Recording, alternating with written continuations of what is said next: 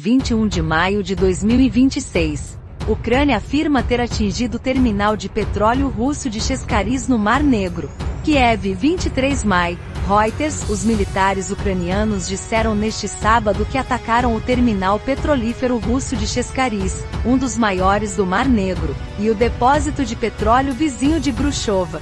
O ataque noturno provocou um incêndio no terminal de Cheskariz, disse o comando-geral da Ucrânia no aplicativo Telegram, acrescentando que um navio-tanque chamado Chrysalis foi atingido no Mar Negro.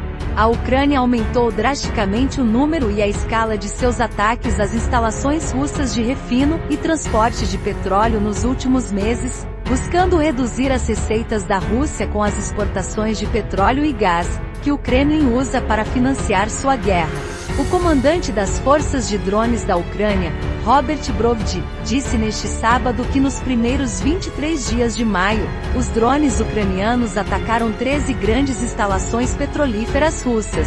Nesta semana, Brovdi disse que 6 das 10 maiores refinarias de petróleo da Rússia pararam de processar petróleo bruto após os ataques ucranianos. A Reuters não conseguiu verificar essas alegações de forma independente. Uganda confirma 3 novos casos de ebola, total sobe a 5.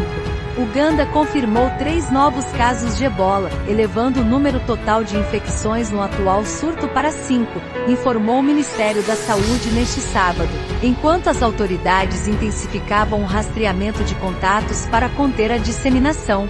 A Organização Mundial da Saúde, OMS, declarou o surto da cepa rara Bundibugyo uma emergência de saúde pública de interesse internacional, e disse que o risco de uma epidemia nacional na República Democrática do Congo é muito alto.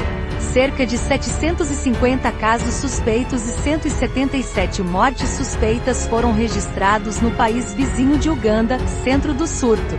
A OMS disse que a detecção tardia, a ausência de uma vacina ou de uma terapia específica para o vírus, a violência armada generalizada e a alta mobilidade da população tornam o Congo especialmente vulnerável. Os novos casos em Uganda incluem um motorista que transportou o primeiro paciente confirmado do país e um profissional de saúde exposto enquanto cuidava desse paciente. Ambos estão recebendo tratamento e foram identificados entre os contatos conhecidos, informou o Ministério em um comunicado. O terceiro caso é o de uma mulher do Congo que entrou em Uganda com sintomas abdominais leves e depois viajou de Arua, perto da fronteira, para Entebbe antes de procurar atendimento em um hospital particular na capital Kampala. Inicialmente a paciente melhorou e retornou ao Congo, mas depois testou positivo para o ebola após um acompanhamento solicitado por uma denúncia de um piloto envolvido no transporte da paciente.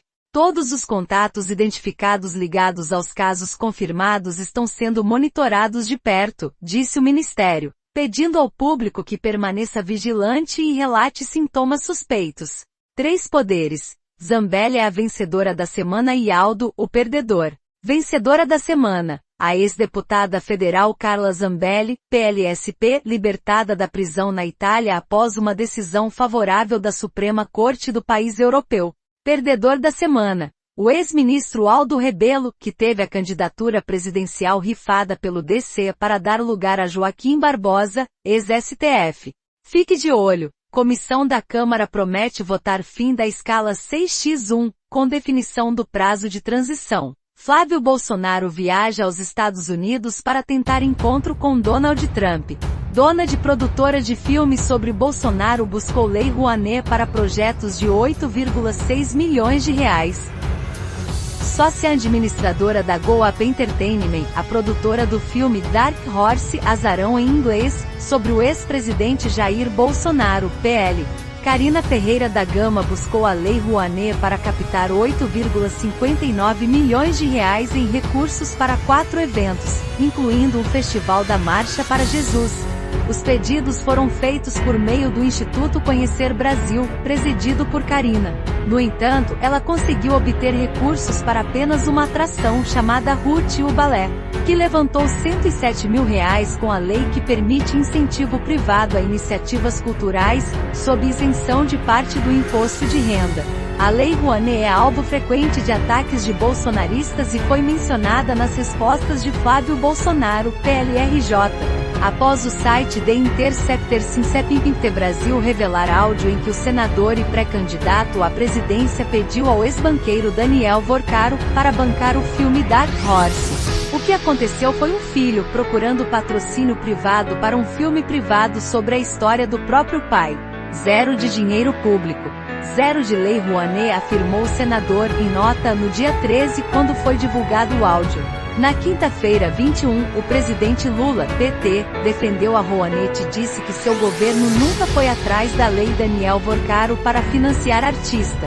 Em crítica às conversas entre o dono do Banco Master e Flávio Bolsonaro, procurada por mensagem e por e-mail, Karina Gama não respondeu à reportagem. O Instituto Conhecer Brasil também foi procurado, mas não retornou. O instituto presidido por Karina tentou captar verbas pela Rouanet por projetos apresentados entre 2015 e 2019. O governo Bolsonaro aprovou o maior pedido de Karina, para captar 5,9 milhões de reais por shows ligados à Marcha para Jesus em 15 estados. Apresentado no fim de 2019, o plano era atrair 3 milhões de pessoas com apresentações de artistas de expressão nacional. Com a pandemia, o governo ampliou o prazo para a captação do recurso até o fim de 2022, mas o instituto não chegou a levantar a verba. Karina seria coordenadora geral do festival itinerante.